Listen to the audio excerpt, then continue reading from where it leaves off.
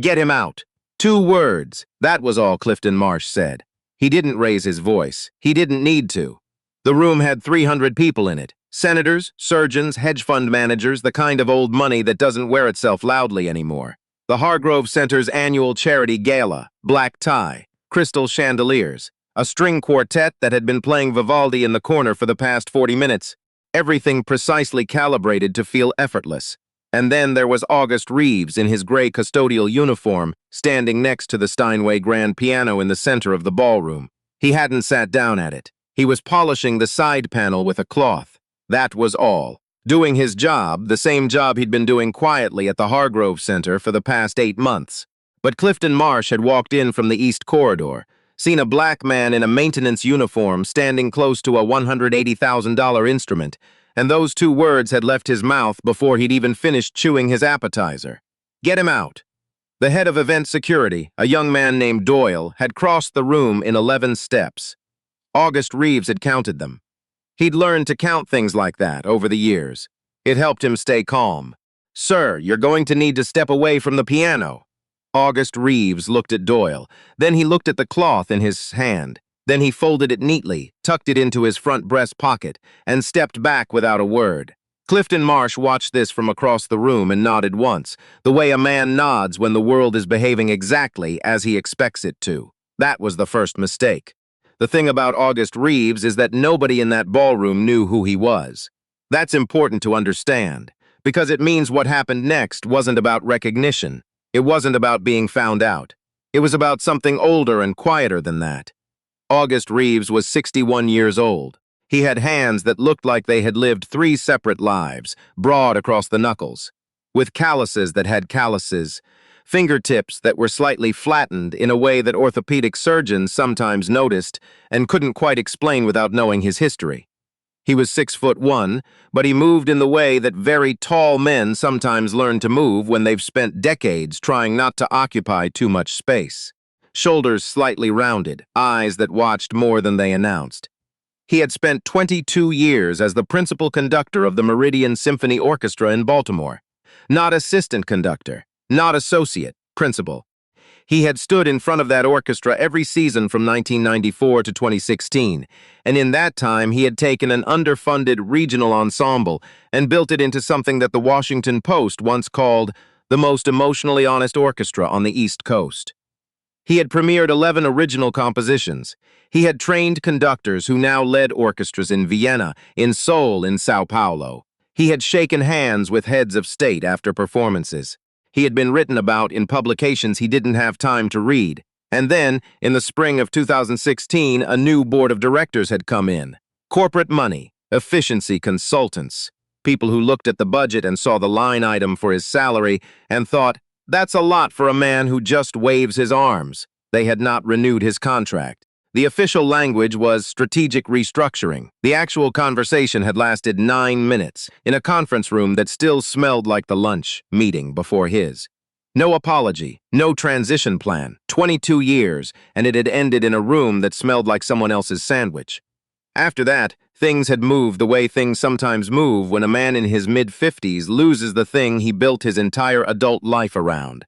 There had been consulting work for a while, some teaching, a residency at a small college in Pennsylvania that ended when the music department's funding was cut, a period that he didn't talk about, during which he'd lived with his sister in Richmond and tried to figure out what a man like him was supposed to do next. Then the job at the Hargrove Center, maintenance staff. A friend of a friend had passed along the posting, and August Reeves had applied because the rent on his apartment in Northeast D.C. was $1,400 a month, and the teaching work had dried up, and there was a particular kind of quiet dignity in being useful, in showing up, in keeping something clean.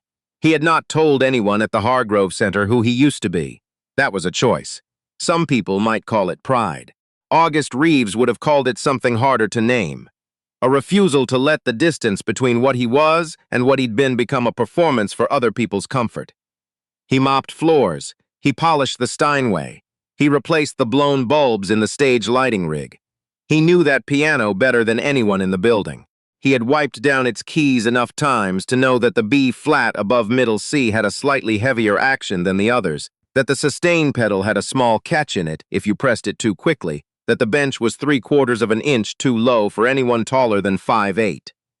He had never sat down at it, not once. Not because he was afraid of it, but because it wasn't his to sit at. Not anymore.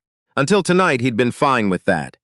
Clifton Marsh was 54 years old and had made his money in pharmaceutical distribution, not inventing drugs, not researching them, moving them. He had a talent for logistics, for contracts, for finding the margin in the supply chain that other people missed. He was worth, by most estimates, somewhere between $1.2 and $1.8 billion, depending on the quarter. He was the evening's principal donor. He had written a check for $2.3 million to the Hargrove Center's endowment fund, which meant that tonight, in this room, he moved through the air differently than other men. People adjusted their positions when he walked toward them. They finished his sentences for him in the direction they thought he wanted them to go. They laughed a half-second before his jokes fully landed, just to make sure they were already laughing when he got there.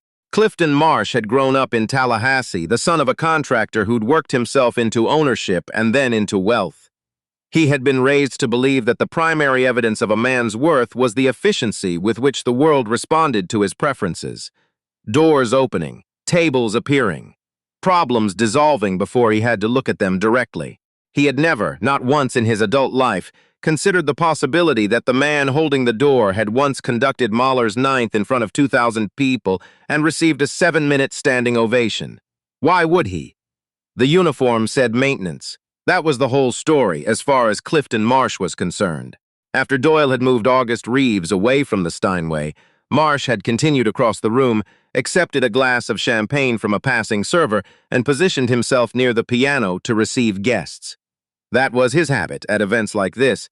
Stand near the impressive object. Let it do some of the work for you. At some point during the cocktail hour, a woman named Serena Whitlow, the center's artistic director, who had been trying to reach Marsh's assistant for 3 weeks about next season's programming budget, finally cornered him near the piano. "Clifton, I've been hoping to catch you. I wanted to talk about the spring season, Serena." He turned the name into a gentle interruption. "Let's enjoy the evening first, yes? We can talk about money tomorrow." "It's not about money, exactly. It's about the programming. We had a conductor lined up for the March residency, but he's had to withdraw. We're looking at a gap in the calendar that—" Marsh wasn't listening. He was looking across the room to where August Reeves had reappeared with a floor polisher working along the far wall. Serena, that man, the maintenance worker. He was standing at the piano earlier like he was about to play it. He said it with a small smile, the kind that invites the other person to share in the absurdity. Serena Whitlow followed his gaze. She looked at August Reeves for a moment. Then she looked back at Marsh. "He's been on staff for 8 months, she said. He's very good at his job." "I'm sure he is," Marsh said. "I just want to make sure the Steinway is." "Well, you know." "Is what?" Marsh took a sip of champagne. "Respected," he said. Serena Whitlow said nothing. But something shifted behind her eyes, a small private reckoning that Marsh didn't notice and wouldn't have understood even if he had. The formal program began at 8:30. Dinner was served. Speeches were made. Marsh gave brief remarks about the importance of supporting the arts, during which he used the word investment 4 times and the word beauty once near the end, because someone had told him once that it was good to end on beauty. The string quartet returned for a short performance. Then the evening's guest violinist, a young woman named Priya Mehta, borrowed from the National Symphony for the occasion, played 2 Chrysler pieces that drew genuine applause. And then there was a pause. One of those pauses that happens at events when the schedule runs slightly long and the MC has to fill 2 minutes while a microphone stand is adjusted. The MC, a local radio personality named Garrison Webb, stepped back to the podium and said cheerfully, "While we get set up for our next segment, I understand we have a Steinway here that hasn't had nearly enough attention tonight. If anyone in the room plays," he said it as a joke. The way MCs say things like that at galas, a throwaway, a filler, something to cover the awkward silence.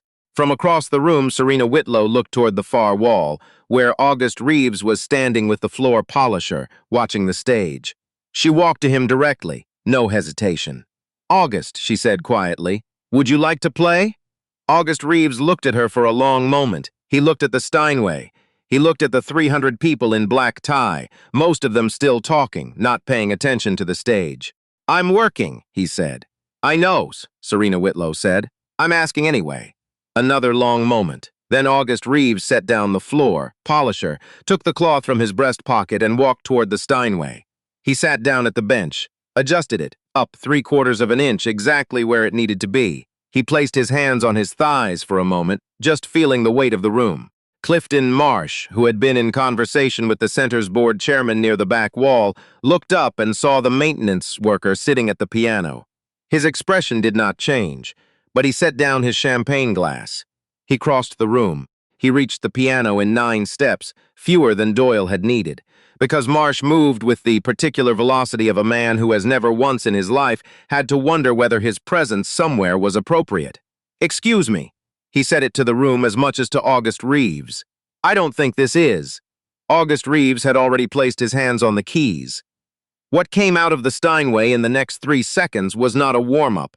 It was not a scale, or an arpeggio, or the tentative first notes of someone testing an instrument.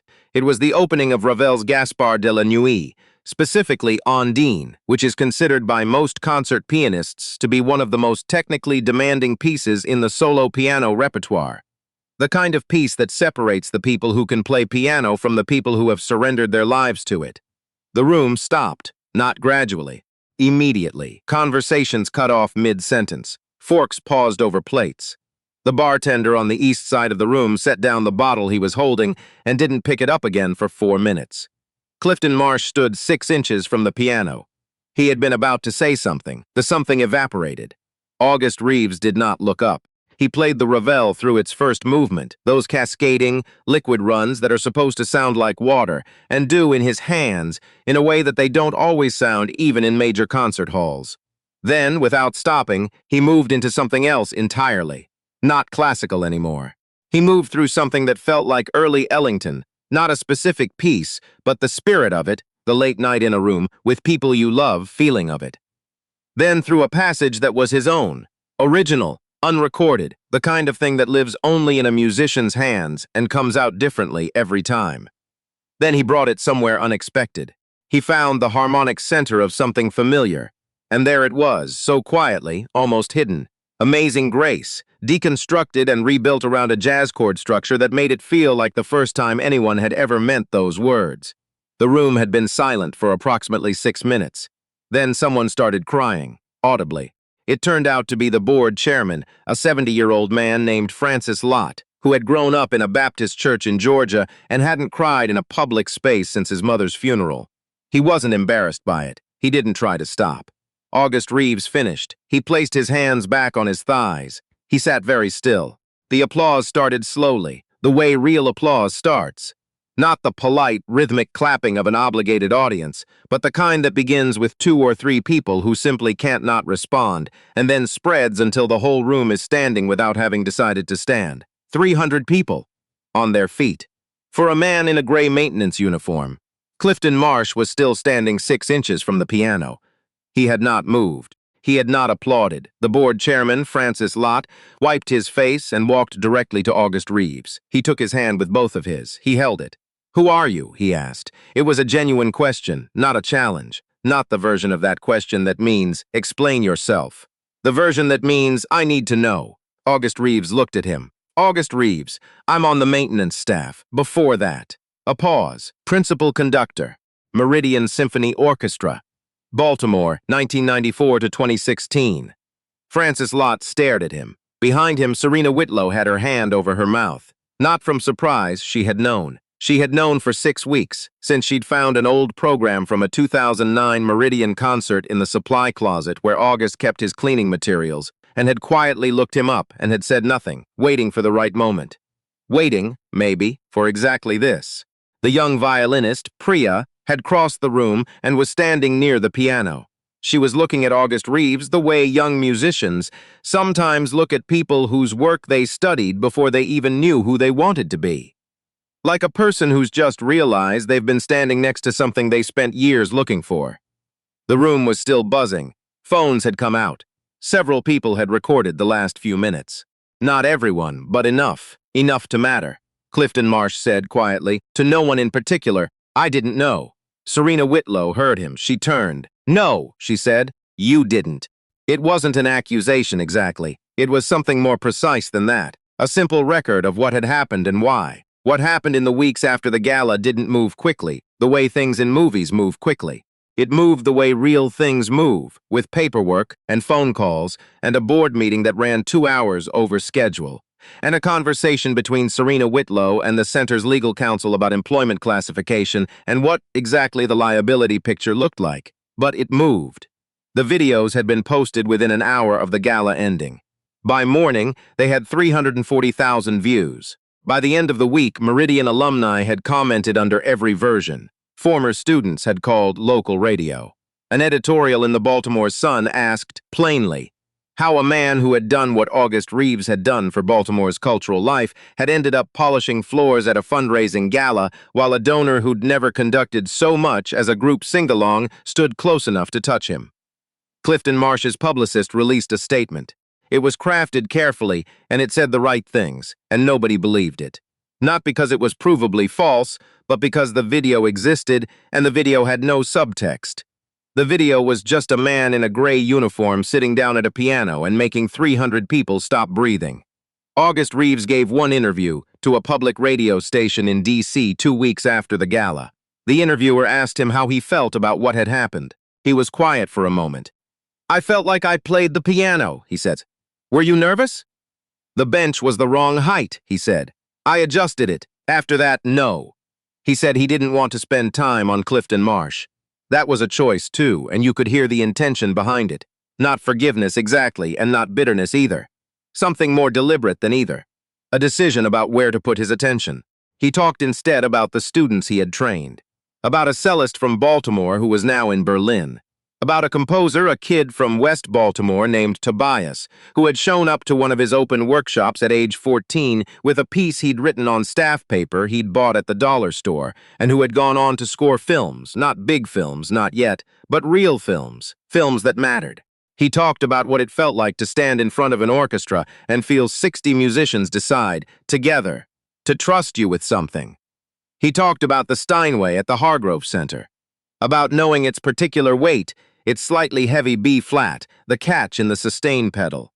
About the way objects take on meaning when you tend to them, when you spend time with them in the quiet hours when no one is watching. That piano knew me before anyone else in that room did, he said. I don't think that's nothing. The Hargrove Center's board voted, 6 weeks after the gala, to create what they called a conductor in residence position. The salary they attached to it was not what August Reeves had made at the peak of his Meridian years. But it was real. It was enough. It was a door, reopened. Serena Whitlow called him on a Thursday afternoon to tell him. He was at his apartment, eating lunch. She said, we want you back. In a different capacity, if you're willing. He said he needed to think about it. He thought about it for 4 days. He thought about the conference room in Baltimore that had smelled like someone else's sandwich. He thought about the 8 months of early mornings and floor polish and the particular silence of a large room before it fills with people. He thought about Francis Lott with both hands around his, asking who he was. He thought about Tobias, 14 years old, with staff paper from the dollar store. On the 5th day, he called Serena Whitlow back. I have one condition, he said. What is it, the youth outreach component? It has to be real, not decorative. Actual workshops, actual access for kids who can't afford tickets, let alone lessons. That has to be part of what I'm there to do, not an add-on. Serena Whitlow didn't hesitate. Done, she said. He started on a Monday. He took the same metro line he'd been taking for 8 months. He walked in through the same entrance. He said good morning to the same security guard who'd been on the morning shift since before August had started, a man named Gerald who always had a thermos of coffee, and never talked much, but always nodded in a way that meant something. The Steinway was in the same place it always was. He walked past it on the way to his new office, a real office, with a window, and he put his hand briefly on the top panel, the polished black wood that he had wiped down 100 times. It was warm from the morning light coming through the east-facing windows. He didn't stop. He had work to do. But he knew, in a few hours, when the afternoon light came in differently and the building shifted into its working quiet, he would come back. He would adjust the bench. He would sit down. And whatever came out next would be his. Not a performance, not a proof of anything, not an answer to anyone who had ever doubted him. Just a man and an instrument that had been waiting for each other in the same room for a very long time.